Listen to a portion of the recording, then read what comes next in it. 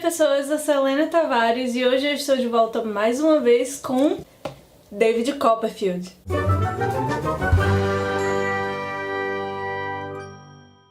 Então, gente, primeiramente eu queria pedir desculpas pelo atraso do vídeo mais uma vez. Essa semana eu vou tentar ao máximo postar o vídeo no sábado, mas eu não tenho certeza porque eu acho que essa semana vai ser um pouco conturbada pra mim. Mas eu me programei de um jeito que eu acho que vai dar certo e não vai acontecer nenhum atraso. Os capítulos desse vídeo aqui são do 43 ao 49. Vai estar aí na descrição o dia do próximo vídeo. Espero que saia. Por favor, ajuda. E também os capítulos do próximo vídeo, que também já tá lá no Instagram do canal, né? Se você ainda não acompanha, acompanha lá. Todas as redes sociais do canal estão aí na descrição do vídeo também. E vamos lá. Hoje eu fiz o roteiro do vídeo um pouco diferente do que eu geralmente faço. Geralmente eu coloco as coisas na ordem cronológica do livro e vou comentando alguns pontos específicos, mas dessa vez eu separei por tópicos, por assuntos, e aí eu vou falando esses assuntos que eu achei que seriam legais falar aqui no vídeo. Eu acho que assim também pode ser que o vídeo não fique tão longo quanto geralmente fica. A primeira coisa que eu queria fazer era me corrigir, porque no último vídeo eu falei tipografia, que era a coisa que ele tava tentando aprender, né, pra transcrever debates e tal, mas o nome, na verdade, é estenografia. E é justamente esse o primeiro assunto que eu queria falar aqui no vídeo, porque a gente já começa essa semana que passou, a gente começou, no caso, essa semana, que acabou de terminar, com a notícia maravilhosa de que Copperfield tinha completado 21 anos, chegado à idade adulta, e com isso ele conseguiu um emprego com estenografia, no caso, transcrevendo debates. Ele foi se tornando muito bom na área, bem reconhecido e tal, ganhando um bom dinheiro. Ele também começou a escrever num jornal, e aí depois ele começa a escrever, começa a ganhar uma fama nisso. Isso a gente fica sabendo um pouco depois do livro, mas esse era o primeiro tópico que eu queria falar, que é um tópico da profissão dele, do trabalho dele, que de certa forma ajudou muito pra mudar algumas coisas na vida dele, né? A vida dele ficou mais confortável depois disso, a vida da tia dele também, afinal de contas ela já não tinha que sustentar ele ou se preocupar com ele já tinha um próprio emprego. E aí a gente descobre que as tias de Dora consentiram ao casamento deles dois, e aí no início dessa semana ele conta pra gente como foi o casamento, a festa, a cerimônia, toda a emoção que ele sentiu, como tudo parecia um sonho e que ele só foi cair na real de que, eita, aconteceu quando ele e Dora estavam em casa sozinhos e ele voltava do trabalho e ela tava lá, que parecia uma coisa completamente maravilhosa pra ele. A parte do casamento deles dois em si, não da festa, mas do casamento, do dia a dia, que eu queria falar aqui no vídeo. Tem algumas coisas interessantes. A primeira delas é como é engraçado, assim, como quando você passa do amor juvenil, né, quando os dois eram tão inocentes, ela bem mais do que ele, mas enfim, os dois inocentes, e aí eles vão pra o dia a dia, pro cuidar da casa, pro ser marido e mulher, e o contraste disso pra ele, o choque que foi pros dois. Porque ela, a gente já percebeu na semana passada, que ela não é muito acostumada a fazer coisa dentro de casa, ela nunca recebeu muita responsabilidade na vida dela. E assim, como eu falei, não é só, ah, meu Deus, a menina tem que saber cuidar de casa. Na época era uma coisa que se exigia das mulheres, né? Mas a gente sabe que não é assim. Mas a questão é que a menina não sabe fazer nada. Ah, ela pinta, ela desenha, mas ela não faz nada com isso, entende? Ela pinta, ela desenha em casa uma vez ou outra pra se divertir, mas não é tipo, ah, é o emprego dela. Então ela não sabe fazer basicamente nada, e ela é uma criança, ela é completamente dependente. Copperfield acaba virando um pai pra ela, e ela mesma fala, ai, me chame de sua filha e esposa. E fica uma coisa meio complicada, porque Copperfield ainda também é muito ingênuo nessas coisas. Ele não sabe muito bem como administrar uma casa. Ele sabe algumas coisas básicas, práticas da vida, até porque ele passou por bem mais coisas do que ela. Que é outro ponto que eu queria falar, que é o contraste, porque ele já passou por tanta coisa, ele já sofreu tanto, ele já teve que se virar sozinho tantas vezes, que pra ele é meio difícil ver alguém que não sabe se virar sozinha, que é meio difícil pra ela aprender e cuidar de algumas coisas práticas. Então, quando eu fui lendo sobre o casamento deles dois, eu fui vendo como a experiência de vida que eles tinham era tão diferente, como isso afeta muito eles dois no casamento. Então, no dia a dia deles, era realmente um problema e ele realmente estava se tornando infeliz, porque ele chegava em casa, estava tudo bagunçado. Aí quando tinha empregados, os empregados roubavam deles. Inclusive tem uma história bem engraçada, a história do carinha que rouba um monte de coisa e aí depois ele conta um monte de coisa que outros empregados fizeram com ele.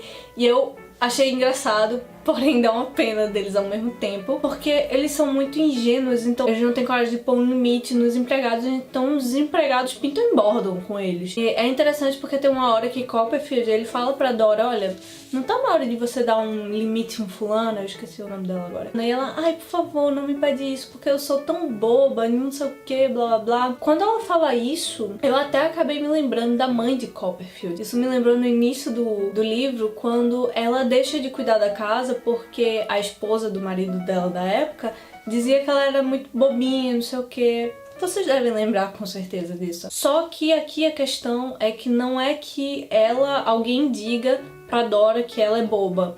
E aí não é que seja uma coisa abusiva, como era com a mãe de Copperfield. É quase a mesma frase, mas em um contexto diferente. No caso aqui, ela se sente boba e ela se sente insuficiente. E ela chora muito, ela faz um escarcéu, né? Quando ele fala alguma coisa que ela deveria estar fazendo, mas não está fazendo. Só que, então, assim, por partes eu entendo, porque ela não foi criada de uma forma que ela fosse saber fazer determinadas coisas quando ela crescesse, então não é inteiramente culpa dela, mas é um pouco chato o fato dela não tentar, quer dizer, ela tenta fazer algumas coisas, mas aí quando ela não consegue, ela desiste logo, e Copperfield também, ele fica tentando mudar ela de todo jeito. Agora, uma coisa interessante é que em determinado momento ele percebe que ele também não tá sendo muito justo, porque ele tá querendo forçar ela a mudar o jeito dela de ser, só que ele, desde o início, sabia com quem ele estava casando. Ele percebe isso com uma frasezinha que a esposa do Dr. Strong fala em outro momento do livro, que eu vou chegar nesse assunto já já.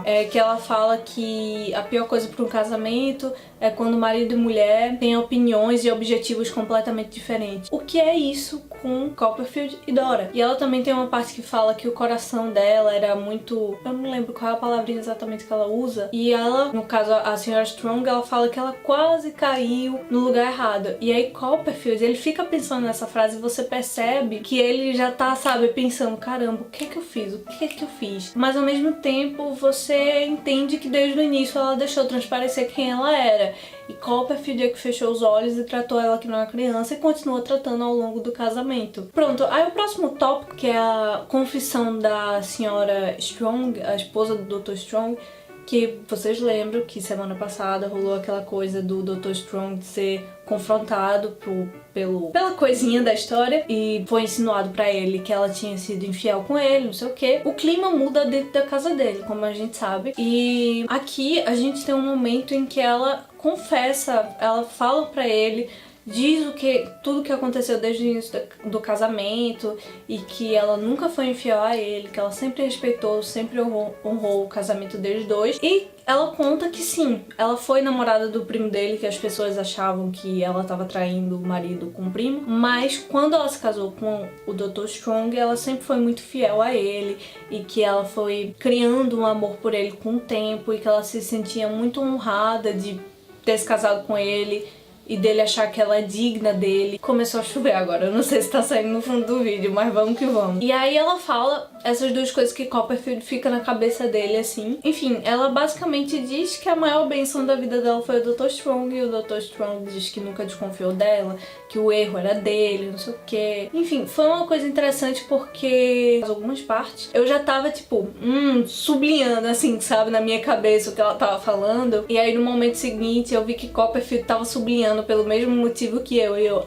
aham. Aí depois disso, eu queria falar com vocês sobre Emily. Ela retorna das cinzas, quer dizer, ela não aparece, mas a gente descobre o que aconteceu com ela nesse tempo que a gente ficou sem ter notícias dela. Copperfield, ele fala com a mãe de Steerforth e com aquela mulher que mora com ela, e ele descobre por aquele empregado que ele super exaltava que Emily não tá mais com o antigo amigo dele, no caso, né, porque é amigo da onça, e que na verdade tava tudo bem, eles estavam viajando muito, não sei o que, vez ou outra ela ficava muito estressada, muito chateada, não sei o que, e aí um belo dia o o ex-amigo de Copperfield diz que... Caramba, tá chovendo muito, gente. Desculpa mesmo se tá saindo no vídeo, mas é porque já já eu termino, então... Mas aí, um belo dia, esse antigo amigo de Copperfield chega pra ela e diz que ele vai embora. Quer dizer, ele não diz, né? Ele pede pro empregado dizer.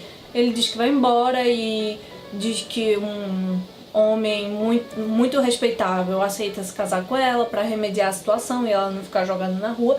E ela fica pé da vida, ela sai quebrando tudo, fica louca, o pessoal tem que segurar ela, colocar ela dentro de um quarto, porque, claro, não, eu tô te oferecendo aqui um marido pra remediar a situação, claro que iria ajudar muito ela. Só que a questão é que, pra você ver, né, como é, ela realmente se iludiu, porque ela achava que ela ia viajar com ele, que ele ia fazer dela uma dama e que ela ia casar com ele, mas não é isso que aconteceu. Então ele oferece um marido que é o que ela não esperava, esperando que isso vá servir de conforto pra ela, afinal de contas ela tá desgraçada já. Mas, bom, não serve de conforto pra ela, ela acaba fugindo desse provável marido. Ah, sim, e o provável marido quem é? O empregado de Steerforth. E aí, quando o Copperfield fica sabendo de tudo isso, ele vai contar pro tio dela, obviamente, que tá por ali por Londres, hospedado, e eles resolvem ir atrás de alguém que pode ajudar eles caso ela apareça por Londres. Porque Emily, depois de toda essa desgraça, ela vai estar morrendo de vergonha e não vai querer procurar o tio. Ou seja, eles vão pedir ajuda a Marta, que é aquela mulher que tava escondida ouvindo a conversa de Copperfield com o tio de Emily, não sei o que, aquela menina que Emily ajudou. Eles vão conversar com ela. Nossa, foi muito triste, muito... É porque a sociedade era muito cruel com as mulheres naquela época, né? Então, quando eles vão pedir a ajuda dela pra se Emily aparecer, ela informar o tio ou a Copperfield pra poder ajudar ela a voltar pra casa, enfim, a reestruturar a vida dela. Eles encontram ela num estado de desespero e ela diz que ela não merece nada. E aí, Copperfield, ele fala uma coisa muito interessante, que ele chega e diz que ele, depois de ver a situação que ela tava, ele se deu conta de que ele não sabia o que era desespero. E eu fiquei, caramba, ele que já passou por tanta coisa, já sofreu tanto na vida, já teve que se reinventar tanto, ele ainda tem o coração de chegar e dizer, gente, o que eu passei não é nada comparado ao que ela passou. Não é bom ficar comparando sofrimento, mas enfim. E aí eu tô morrendo de curiosidade pra saber se Emily tá viva, se ela não tá, porque cogitaram essa possibilidade dela estar morta, então eu tô muito curiosa pra saber se ela tá bem, se ela vai voltar pro tio, como é que as coisas vão ficar. Foi quem é o cara misterioso que a tia de Copperfield fica dando dinheiro. E, gente, se preparem, é o marido dela. Gente, minha cabeça fez... quando eu descobri isso. Eu não esperava. Mas faz muito sentido. E aí a gente conhece um outro lado da tia de Copperfield, a gente entende porque ela ficou tão ranzinza. Foi um tanto uma surpresa e eu queria muito que ela se livrasse desse boy lixo. Parece que esse foi o tema dessa semana, né? Relacionamentos que não eram exatamente o que as pessoas esperavam. O último capítulo dessa semana, que foi maravilhoso, assim, parece que o livro foi feito pra essa leitura conjunta, dividido nesses capítulos, porque altas vezes no último capítulo da semana a gente tem o bam bam bam, que nesse caso foi a história do Sr. Micawber, né, que ele ressurge mandando uma mensagem pra Copperfield e a esposa dele mandando uma mensagem pro amigo de Copperfield e ele juntando as cartas e sem entender muito bem o que tá acontecendo, mas vendo que os dois, no caso o senhor e a senhora, estão em desespero. A esposa do Sr. Micawber, a gente sabe que ela tá desesperada porque o marido tá completamente negligente, enfim, tá meio... E ele, a gente não sabe muito bem o que é que tá acontecendo, se bem que não é muito difícil de pensar qual é o problema na vida dele, porque a gente sabe quem é o empregador dele, né? E aí o Sr. Micawber encontra com Copperfield e com um amigo de Copperfield, eles descobrem que o nosso vilão da história tá fazendo da terra um inferno pra esse homem, só que a gente não sabe muito bem o que é. E a gente descobre que o Sr. Micawber tá planejando fazer alguma coisa, mas a gente também não entende muito bem o que é. A gente sabe onde vai ser, mas não entendemos muito bem o que é. E eu tô muito curiosa. Mas é isso, gente. Eu espero que vocês tenham gostado do vídeo e, por favor, não esqueçam de deixar aí embaixo o que é que vocês acharam dessa semana. Eita, gente, por sinal, semana que vem já é o penúltimo vídeo, né, da leitura conjunta. Passou tão rápido, né, porque parece que foi ontem que a gente tava no início, mas olha isso, gente, já tá no finalzinho. O livro já tá todo coloridinho de post-it, nossa senhora. Enfim, gente, eu vou ficando por aqui. Eu espero que vocês tenham gostado do vídeo. Um beijão e vejo vocês na próxima.